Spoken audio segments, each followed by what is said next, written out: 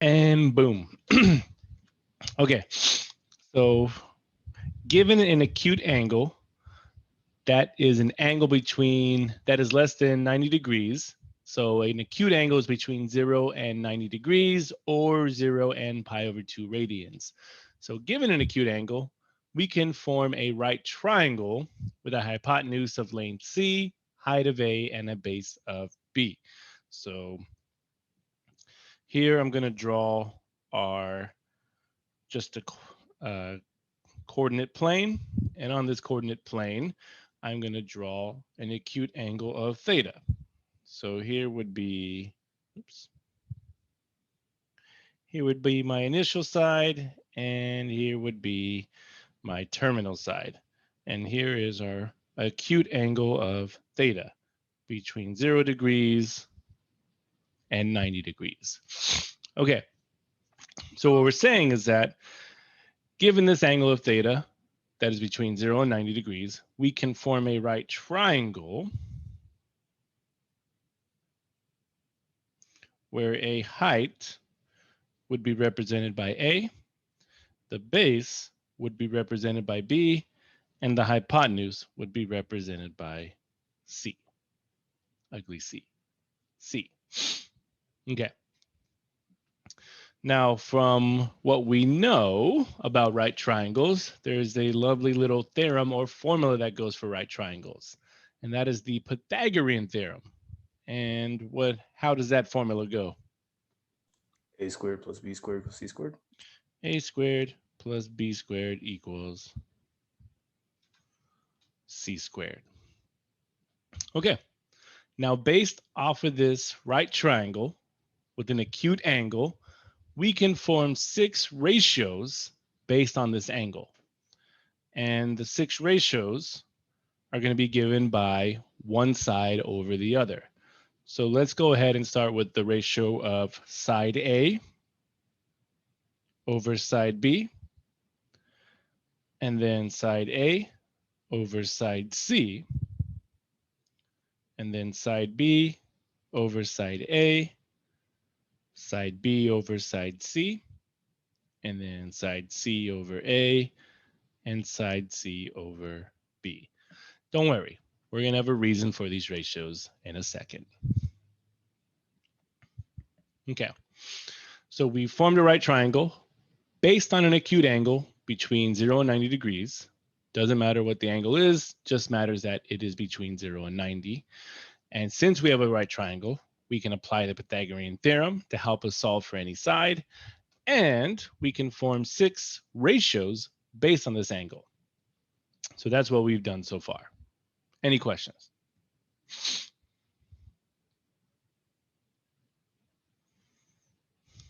None yet, right? Okay. So now these ratios depend only on the sides of the angle theta and not the triangle formed. So these ratios are based solely on whatever theta is. And because these ratios depend only on the angle theta, we can give each ratio a name that involves sine, cosine, tangent, cosecant, secant, and cotangent. The 6 ratios of the lengths of the sides of a right triangle are called trigonometric functions of acute angles and are defined as followed. Okay, so based on my triangle above, let's start with the sine function. So we're going to say sine, which to put it as a function, we're going to say sine of theta. And the ratio for sine is the opposite side of the angle over the hypotenuse. So sine would be, let's say, opposite over hypotenuse. So based on the triangle above, we would relate this to that ratio A over C. And then the next trig function would be cosine. We would write it as cosine of theta. And the ratio for cosine is adjacent over hypotenuse. And this is the adjacent side of the angle over the hypotenuse. So this would be given by the ratio B over C. And then the next function would be tangent. And we would write tangent of theta. And tangent puts opposite over adjacent. So opposite over adjacent. So it would put A over B. Now, these three trig functions, sine, cosine, and tangent, you can remember their ratios by what? What is it called? An acronym? Yes. Anybody know that acronym? Was it like SOHCAHTOA? SOHCAHTOA.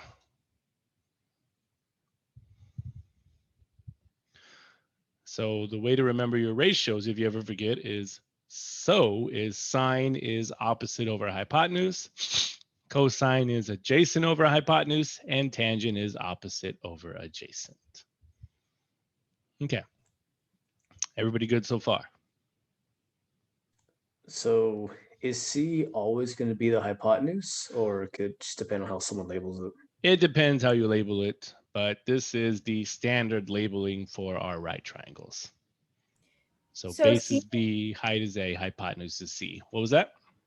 Would C and B like a lot of the time be the same? Like length or? Length, yeah. No. So C, actually, if you think about it, is the distance from A to B. So C will never be the same length as B or A. Okay. Thank you. Yeah. By the way I draw it, it probably looks like it, but no. Okay, thanks. Mm-hmm. Okay. So now the remaining three trig functions are the cosecant, secant, and cotangent functions. These functions are called the reciprocal functions. So we will start with the cosecant function. Purple, all right, good. So cosecant happens to be the reciprocal of the sine function. So cosecant would put the hypotenuse over the opposite side, which means that if sine is A over C, cosecant would be what? C over A. C over A. Good. And then secant is the reciprocal function for cosine, which has the hypotenuse over the adjacent side, which would give me C over B. And then the last reciprocal function is cotangent, which we'd write as cotangent of theta. And this would put the adjacent side over the opposite side, which would give us the ratio B over A. And these are the 6 trig functions and their ratios based on an acute angle with the right triangle. And these ratios would work for any right triangle and acute angle in any of the quadrants. All right. Now, there is no cool acronym for remembering cosecant, secant, and cotangent, unless you really wanted to. You could write, for cosecant, you could be cho. For secant, you could be sha. And for cotangent, you could be chow. That's not as cool as SOHCAHTOA, huh? Cho sha cow. Chow, okay? Ciao, sorry. Italian. No. But you don't have to know those. They're just fun to say. Just know the acronym for sine, cosine, and tangent, and you could figure out the remaining 3 trig functions because they're called the reciprocal functions. Okay. So now we're seeing that for trigonometry, everything is going to be based off of right triangles and the unit circle. We just built 6 trig ratios based off a right triangle. So any questions on this before moving on?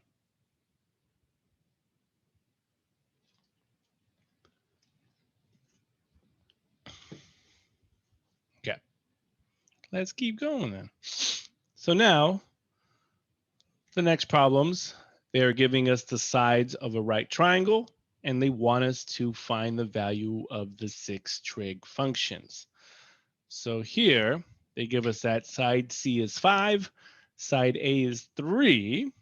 So if we draw our triangle, and we're only going to be in the first quadrant for now.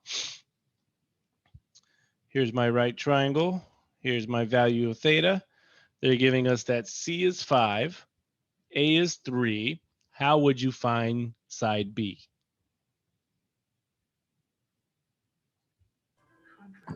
A squared plus B squared equals C squared. There you go. A squared plus B squared equals C squared. And you'd get 9 plus B squared equals 25. B squared equals 16. And B would be what? 4. 4. Did anybody know that already? It's okay if you did, and it's okay if you didn't. There are things called special case right triangles. So if you ever see a 3, 4, 5 triangle, and you are given the pieces such as 5 and 3, just know the other side would be 4. So this is a special case of right triangles called a 3, 4, 5 right triangle. So if they gave us a side was 5 and 4, then we know the other side would be 3. If they gave us a side that was 3 and 4, we know the other side would be 5, no matter what. So a 3, 4, 5 right triangle.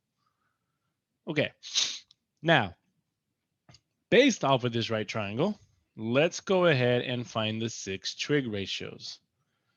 So what ratio would belong to the sine of theta?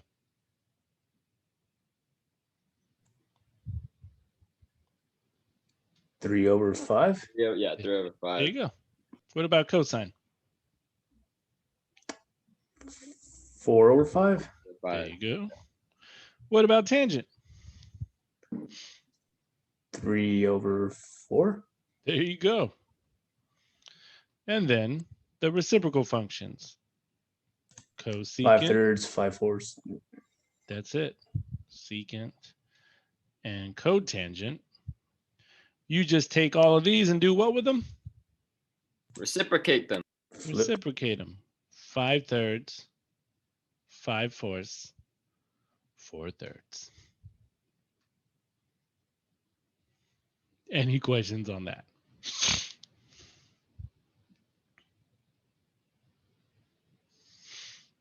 Why those numbers are not like 1, 2, 3. Is that even English? All right.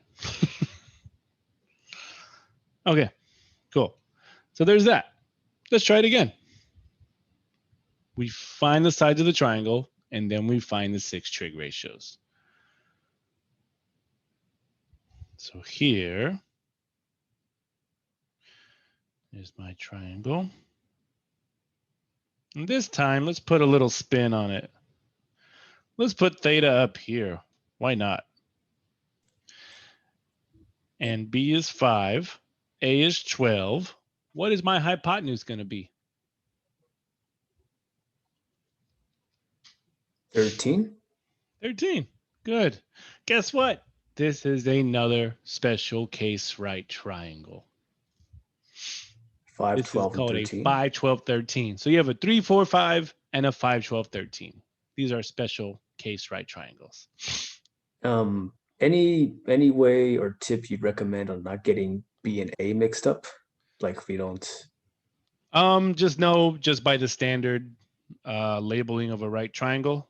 It's always A for height, B for base, and C for hypotenuse. Okay, B for base. Oh, But I think on my math lab, I think they give you the triangle already labeled. Like they'll be like, oh, this is 5, that's 4, and then find that side or whatever.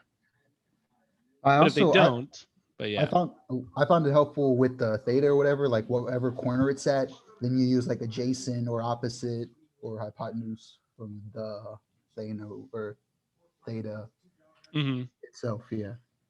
Yeah.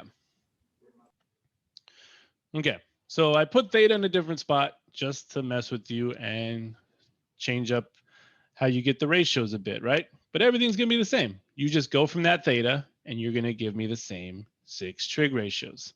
So what would sine of theta be? 5 over 13. There you go. Cosine. 12 over 13. There we go. And tangent. 5 over 12. 5 over 12. There you go. And then the rest is easy, right?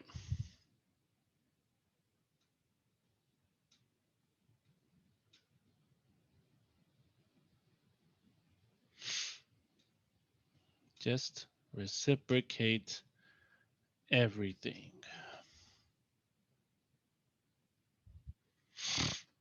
There we go. Okay. So given a right triangle and its sides and an acute angle in the first quadrant, we can find the 6 trig ratios of that triangle. Any questions on this page? All good. Like, trig is easy. Sweet. All right. Let's keep going then. All right. Here we're going to come across our first look at identities. I mentioned it on the first page about reciprocal functions, reciprocal identities. And now we see that cosecant is the same as 1 over sine. We did that already, right? I said cosecant was the reciprocal of the sine function. So another way to write cosecant would be to write it as 1 over sine. Secant is the reciprocal function of cosine. So another way to write secant is 1 over cosine. And cotangent is the reciprocal of tangent. So another way to write that is 1 over tangent. So those are your reciprocal identities. And then your quotient identities, tangent can also be written as sine over cosine, which means cotangent, being the reciprocal of tangent, can also be written as cosine over sine. So if the reason we have identities, well, they'll hit us really hard in chapter 8. But another reason for identities is we can solve for the 6 trig ratios without having to draw an actual right triangle. So you can take the triangle out of the picture and just use identities to solve for the remaining trig functions. So that's what we want to try here. So for number 1, find the value of each of the 6 trig functions, given that sine is the square root of 5 over 5 and cosine is 2 square root of 5 over 5. So they're giving us sine. I'll write it here. I'll write it again. They're giving us sine is square root 5 over 5. And they're giving us that cosine is 2 square root 5 over 5. Which means if we have sine and cosine, what other functions could we find? Tangent. Tangent. How would we find tangent? Well, you could just put it over each other or multiply sine by the flip cosine. Good. Because tangent is sine over cosine by the above, right? And since they gave us sine as square root 5 over 5, and they gave us cosine of 2 square root 5 over 5, we would then, like Ethan said, multiply by the what? Reciprocal. Reciprocal. And that would be what? 5 over 2 square root 5. And then we would have cancel, cancel, cancel, cancel. And what would tangent be? 1/2. 1/2. There we go. Now, let's go ahead and find the last three, which means let's look at cosecant. And what would cosecant be? 5 over square root 5. 5 over square root 5. Can we leave it like that? No. No. What would we have to do here? Multiply both by square root 5. So it'd be 5 square root 5 over 5. Or just the square root of 5, right? Oh yeah. And then secant would be 5 over 2 square root 5. But again, we can't leave it like that. So you would multiply by root 5 over root 5 and have 5 root 5 over 2 times 5. Cancel, cancel. And we'd have square root 5 over 2. And the last one, cotangent, what would that be?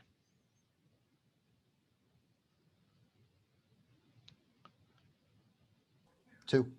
2. Good. There you go. And that's how you can find the remaining trig functions by using identities. No triangle needed. Of course, you have to be given a ratio of 1 or 2 functions, though. Okay. Any questions on that one?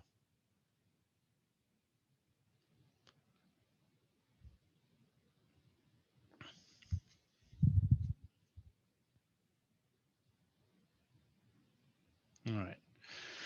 So by using identities, go ahead and try this one out. They give you sine and cosine, so find the remaining 4 trig functions.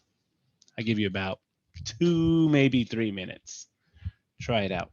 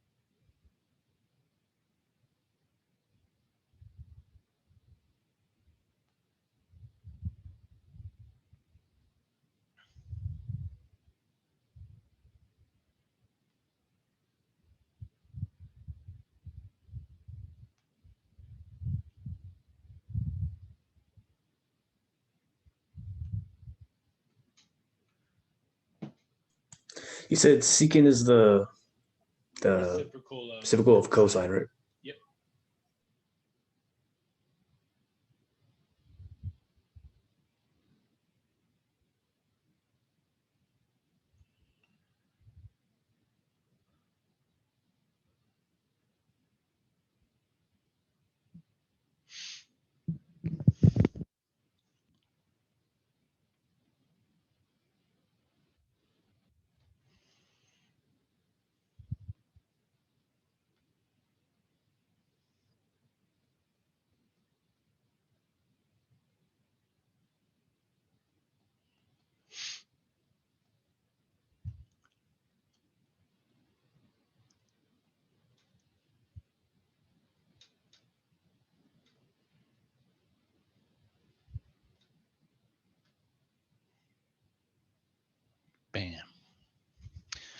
There we go, guys.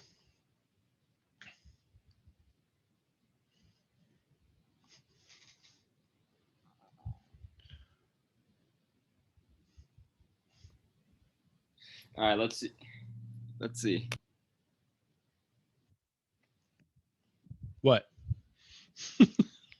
No, just if I got him right. 'Cause Oh.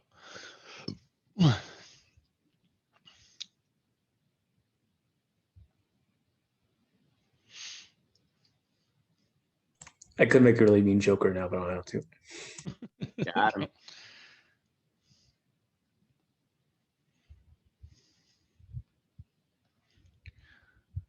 All right, cool.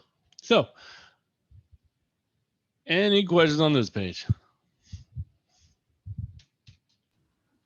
No. Maybe it all seems too simple, right? Here's the part where it goes from like nice to like you just just make say- us hate our lives. Just straight down the hill, right? No. But before I leave this page, there's a cool little cheat code you could use for cotangent. Because if you took that and reciprocated it, that's totally fine. But the cheat code for cotangent is that if you have tangent, just step one step back and reciprocate that and you're done. That's cool. Right? So But if it wasn't a radical, if we didn't have a step back, you then have you to couldn't do manually. it, right? So when you deal with radicals and rationalizing, and it could go for cotangent or tangent depending what they are, but you can just be like, hey, just step one step backwards and reciprocate that, and you save yourself some time. Not bad. Okay. Oh, now we come to my favorite page. We are going to create the main trig identities by manipulating the Pythagorean theorem. Because like I said, trig functions and ratios are all based on right triangles and the Pythagorean theorem and the unit circle. So let's go ahead and manipulate this Pythagorean theorem. But before we do, I'm just going to go ahead and remind you of our trig ratios. Remember that sine is A over C and cosine is B over C. Now let's have some fun. So here's my Pythagorean theorem. And how could I manipulate the Pythagorean theorem to get these type of ratios? What could I divide by?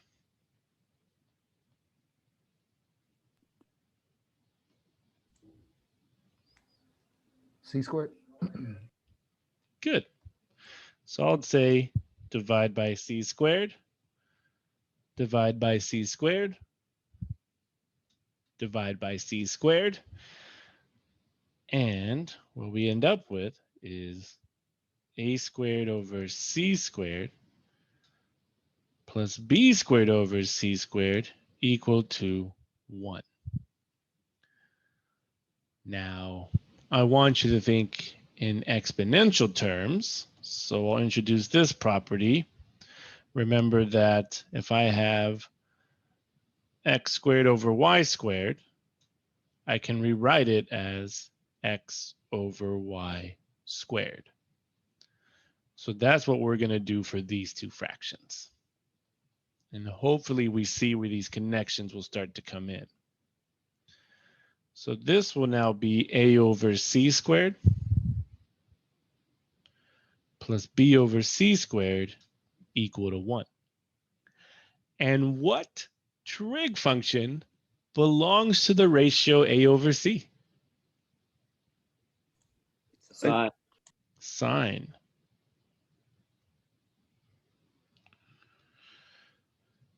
And what trig function belongs to b over c? Cosine. Cosine. But don't you gotta keep the squares? That I wrote it over there. Ha. And guess what, guys? we have just created one of the most important trig identities ever. That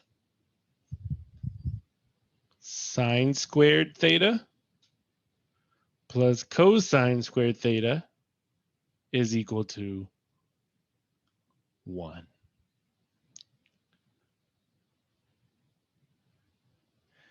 And we did that by manipulating the Pythagorean theorem and by using trig ratios. Crazy, right?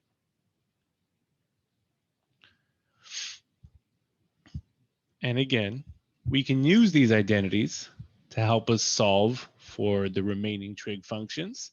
And then we will really use these trig identities once we get into chapter 8. But here is the main trig identity, one of them, sine squared plus cosine squared equals 1. Now let's go ahead and see if we can create 3 or 4 more. So we'll call this number 1. And if I wanted to create a second one, let's say I wanted to solve for sine. I would move what over to the right? Cosine would be a negative cosine squared theta. There you go. There's our second identity. Sine squared is equal to 1 minus cosine squared.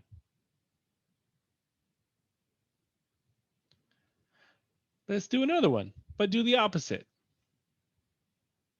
Cosine squared would equal what?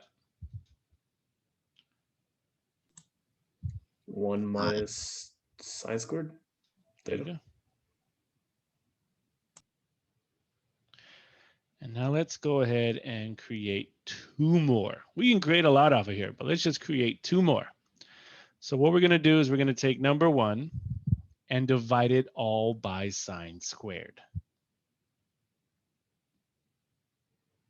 And we'll call this 4. You would divide everything by sine squared.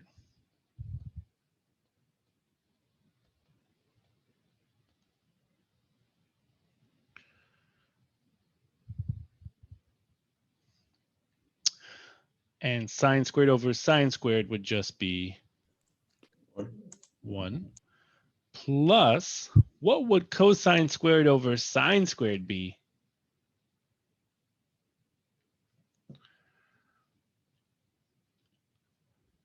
Go look at your identities page. B over A. Well, good ratio. What trig function does that ratio belong to? Yeah, I was trying to like think about that. I think that's like secant. Not 100% sure though. Well, look at the identities. What did you write down? What identity? Cotangent? There you go. Cosine squared over sine squared is going to belong to cotangent squared. And what trig function could represent 1 over sine squared? Cosecant? Cosecant squared. There you go. There's number 4. Now, let's create a 5th. Doing the same thing, but now divide everything by what?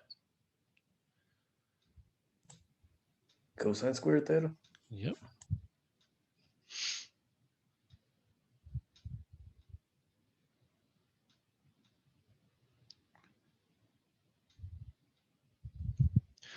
And now, what trig function is sine over cosine? Tangent?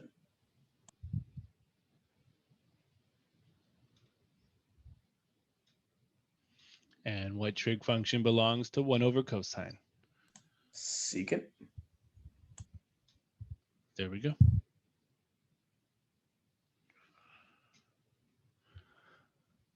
All right. There we go, guys. These are 5 of some of the most important trig identities. And just know that if you know the first one, you now know how to create the other 4. Aren't some of these like integrals or derivatives of each other? Not yet. For some reason, I'm having flashbacks to calculus, but Well, cosine is the derivative of sine, and negative, what is it? Oh, and negative sine is a derivative of cosine. Blah. But that's for another time. Would it work if we just memorize these, or would they like change? We don't memorize. I knew you were just, gonna say that. just know number one and how to build the rest of them. Okay.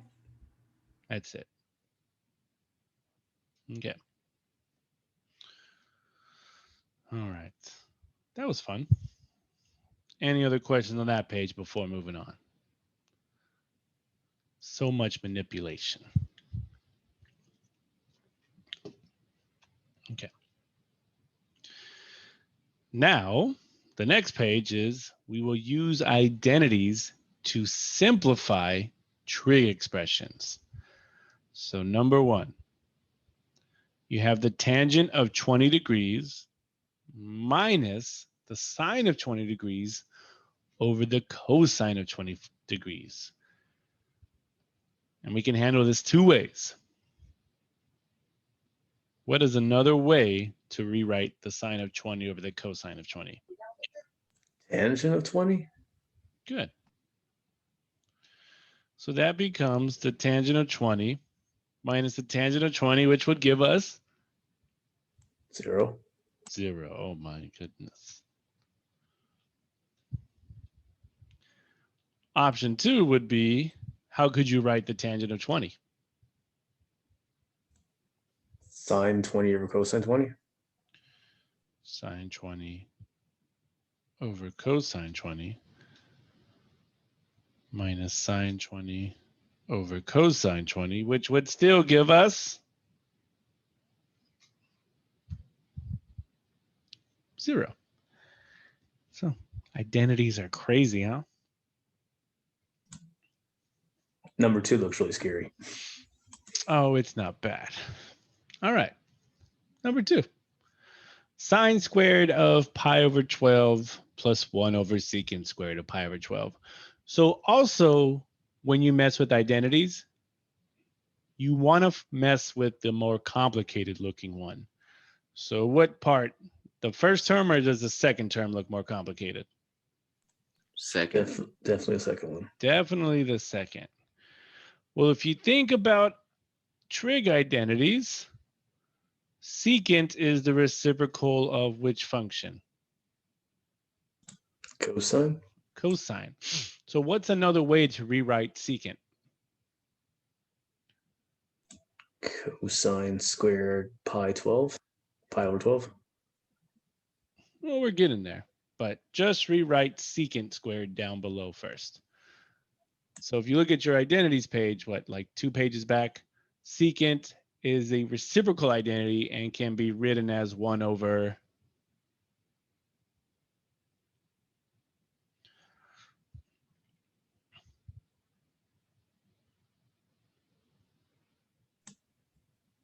Cosine?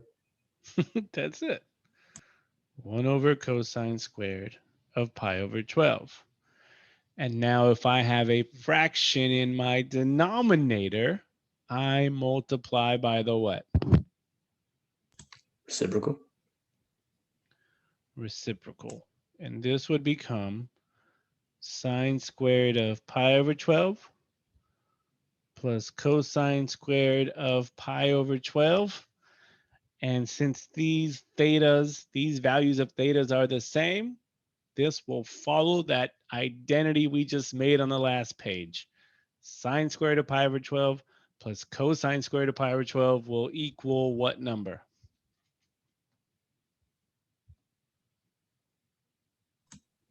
1? That's it. That's it. 1. All that to just get 1. That's it. That's identities for you, man. We're going to do a bunch of work just to get 0 or 1. That wasn't that much work, though. We just reciprocated and it became 1.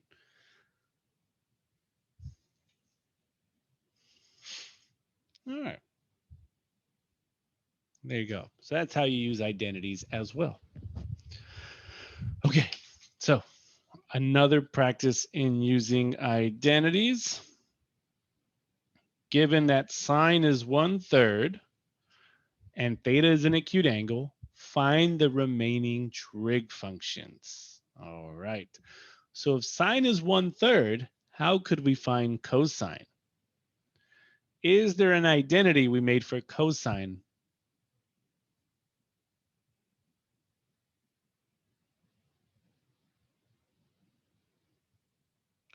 What does cosine squared equal? Wasn't it 1 minus sine? 1 minus sine squared. And then, do we know the value of sine? That's 1/3. There we go. We're getting somewhere. And now you get 1 minus 1/9, which is what? 8/9. 8/9.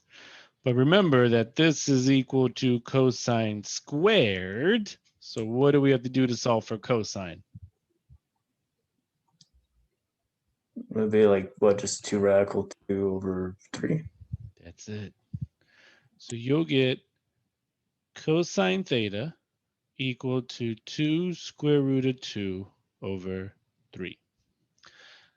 Now, when you square root things, you should get plus or minus. Why do we only pick the positive value?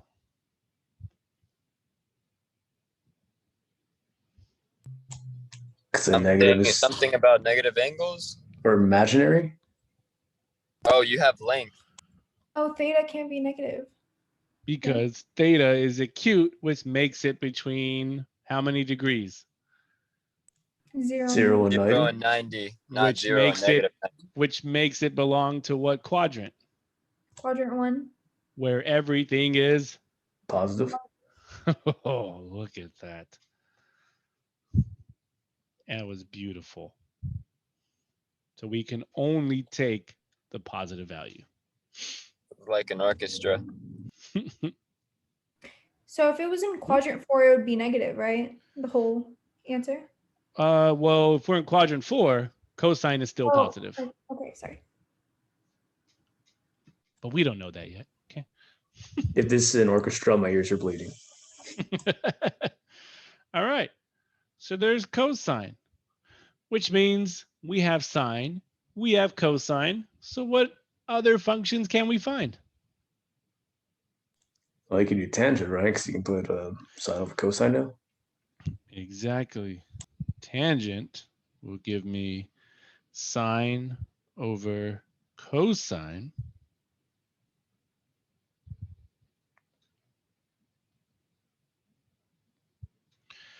Ooh, 1/2√2, and then you'd get square root 2/4.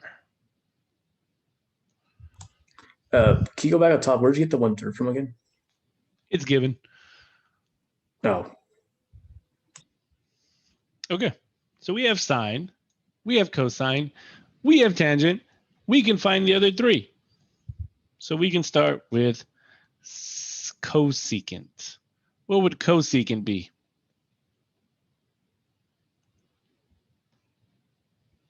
3. Yep, 3.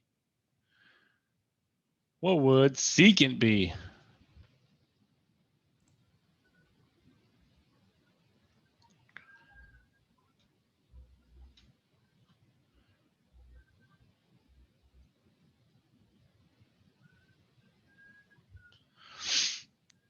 Three radical 2/4. And then what would tangent be?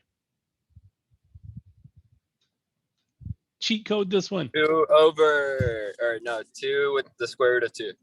There you go. Boop, right there. Flip that over. And again, we do it all by identities. Crazy.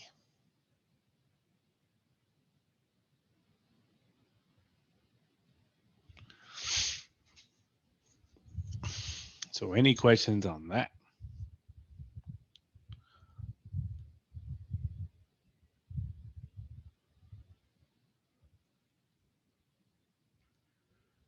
Okay.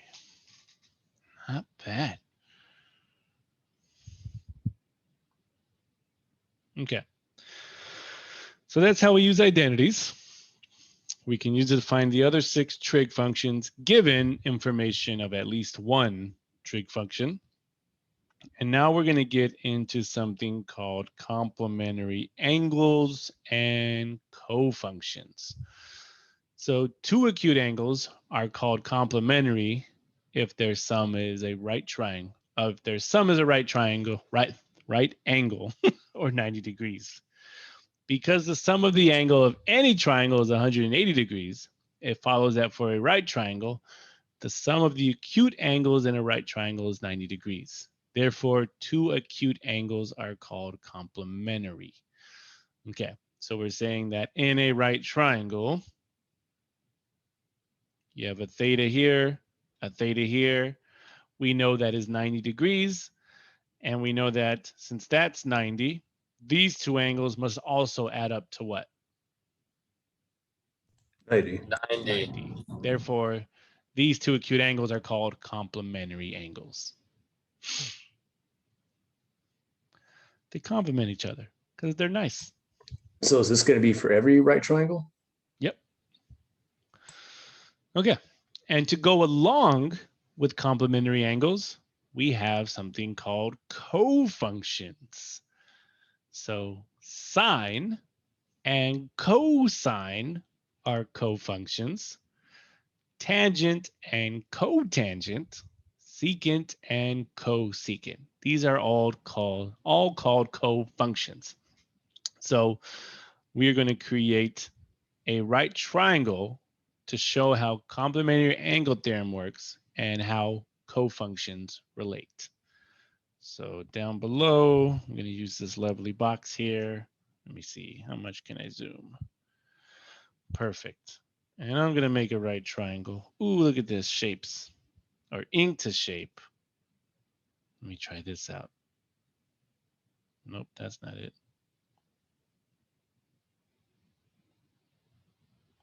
Yeah, it's crooked, but whatever.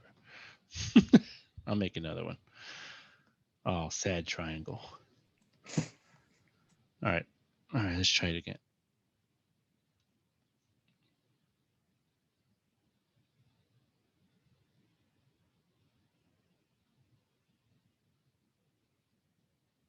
Bam, look at that. Perfect.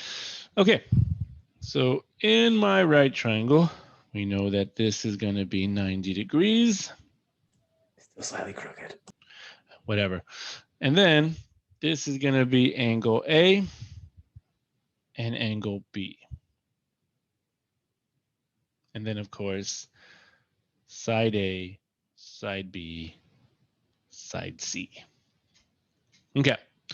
So what we're going to do in the boxes below, again, we're going to show you how complementary angle theorem works and how cofunctions relate.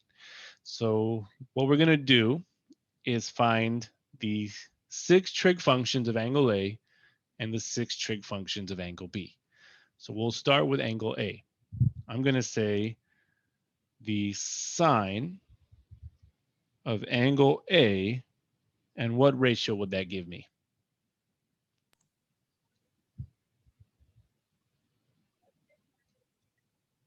A over C. A over C. But then let's go ahead and relate it to its cofunction. What function is the cofunction of sine? Cosecant. Cofunction, not reciprocal. Cosine. That's it. Just add a CO in front of it. So guess what? Since sine and cosine are cofunctions of each other, and angle B and angle A are complementary of each other, I can't talk, then this means that the ratio A over C will also belong to the cosine of angle B.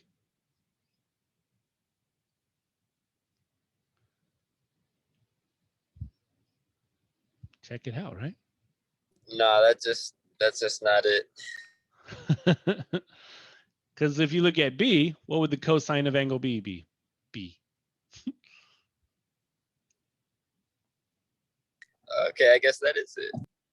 Cosine of angle B would be the adjacent side over the Huh. Okay. hypotenuse. See that connection?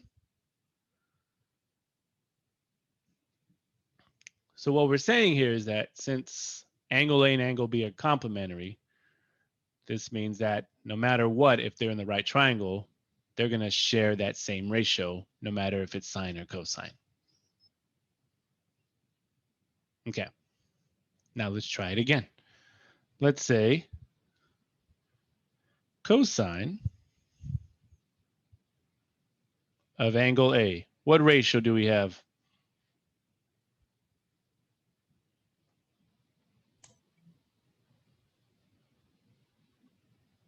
B over. See? C. And who is cosine's cofunction? Sine. Sine. So this ratio would also belong to the sine of angle B. Once again, showing a relationship between cosine and sine being cofunctions of each other.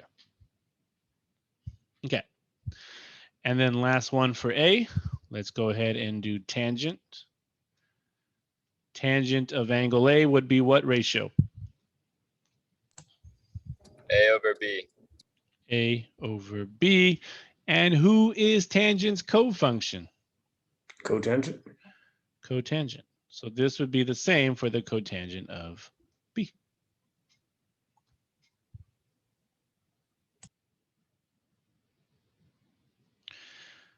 Not bad, right? And the rest, oh my goodness, stop it. Nope, you're gonna keep messing with me. Okay, draw on here, perfect. Now give me that. Whatever, I'll fix it later. Okay. Okay, so now we have sine A, cosine A, tangent A, which means that this would just be cosecant A, which means you would flip the ratio, C over A. And who is cosecant's cofunction? Secant. Secant of B. And then this would then be the secant of angle A, which would be C over B, which would be, who is secant's cofunction? Cosecant of B. Cosecant. Of B. And then this would be cotangent A, which would flip it to B over A. And who is cotangent's cofunction? Tangent of B. Tangent. Tangent of B. There you go, guys. That is our relationship between complementary angles and cofunctions.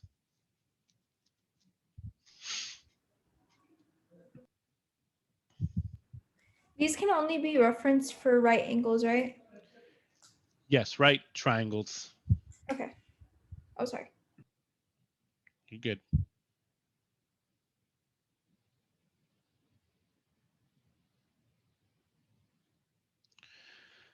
Go, go, go. It's letting me do it. That's too close.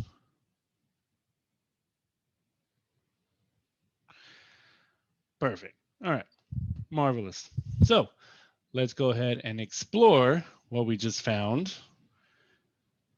And by complementary angle theorem, what we're saying with all that mess is that the cofunctions of complementary angles are equal. So we saw how the cofunctions shared the same ratios at a different angle. So what we're saying is that the sine of 30 degrees would share the same ratio, the same numerical value at the cosine of 60. The tangent of 40 would be the same value as the cotangent of 50, and the secant of 80 will be the same value as the cosecant of 10 degrees.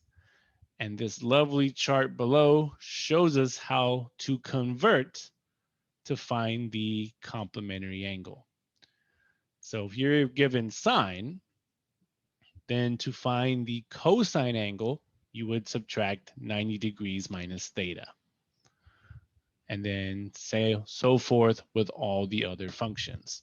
And then in radians, instead of 90 degrees, we would use pi over 2, and you'd have sine equals cosine of pi over 2 minus theta. So again, all this is showing us is that how complementary angles and cofunctions relate. Okay, so that's kind of everything we found on the last page. So let's go ahead and try it below. Using the complementary angle theorem above, what would the complementary angle and cofunction of the sine of 62 degrees be?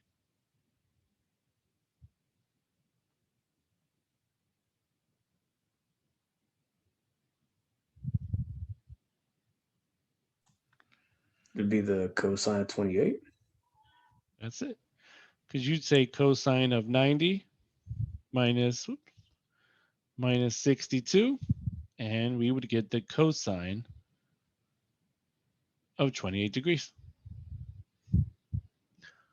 So what we're saying with that conversion is that the sine of 62 degrees is also equal to the cosine of 28. Make sense? Because they equal 90, right? Okay. All Because right, they are complementary and they are cofunctions. and this is only for a right triangle? Exactly. Here, let me see something. Desmos, go to work. I'll put you in degrees. There we go. Watch this. So we just said, by our calculations below, we have, where's my functions at? Sine of 62, which is 0.8829, whatever. Now, we are saying that by complementary angle theorem, cosine of 28 should also share the same values. So let's see what that looks like. And voila. Are those the exact numerical value? Yes. Yep. So that's how complementary angle theorem works. Okay, so basically you're just taking and removing the co from it, and then it's gonna have to add up to 90. I was gonna ask, how did, wait, hold on.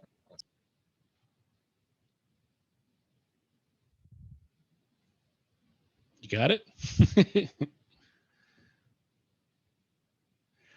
All right. While he forms this question, let's try another one.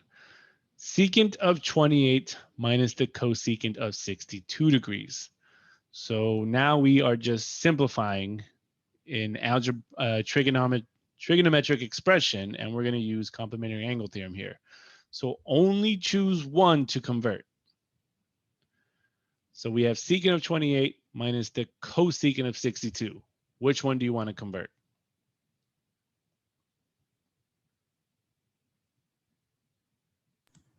Let's Secant. get try secant.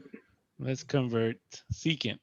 So reference this, and who is secant's cofunction? Cosecant. Cosecant.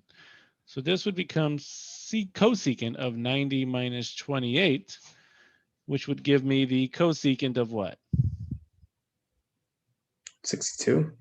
62 degrees minus the cosecant of 62 degrees. And this is just equal to 0.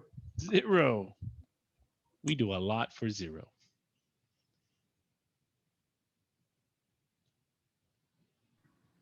So in those types of problems, if you you got that answer and then you went back and did the other one, could you check your work like that? Yep.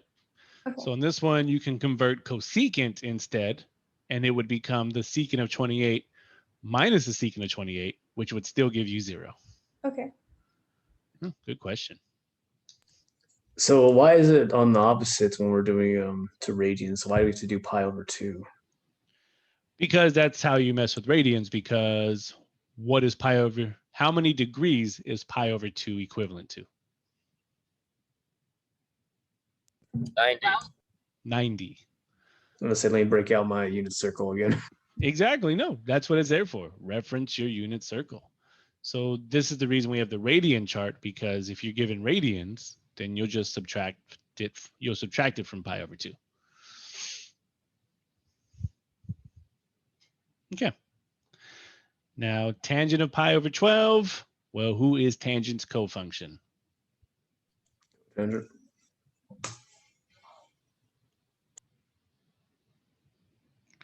So this would become cotangent of pi over 2 minus pi over 12. And now you have some fraction work to do. What would you multiply pi over 2 by? 6. 6 over 6.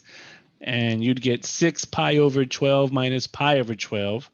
And this would give us the cotangent of 5 pi over 12. very good.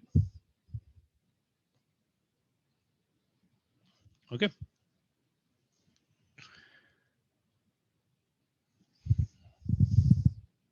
It's so ugly. I don't like writing ugly. Okay. Nope, left that off.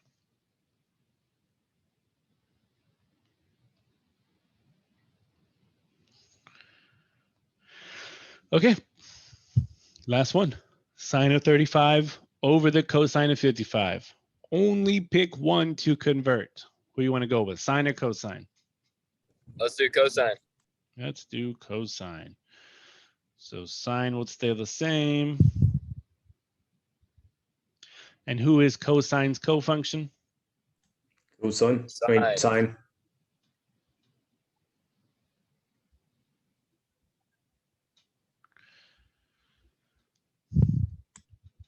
Which would give me the sine of what? 35. 35. Which means that this would become sine 35 Oh, let's get 1. over sine 35, which is just 1. There you go. And that's Does this complementary somehow angle have a theorem. relation? What's that? Does this somehow have a relation to binary with all those zeros and ones? I'm going to say no, but I'm not sure. These are just, for now, we're just simplifying the trig expressions. That's it. But other than that, that was 7.2. We are done. So for the chart above, is that kind of up to us to know, or will that be given on a test, or? Oh, you can use it on, because on your exams, you can use your notes, so you'll be fine. Okay, thanks. I love that.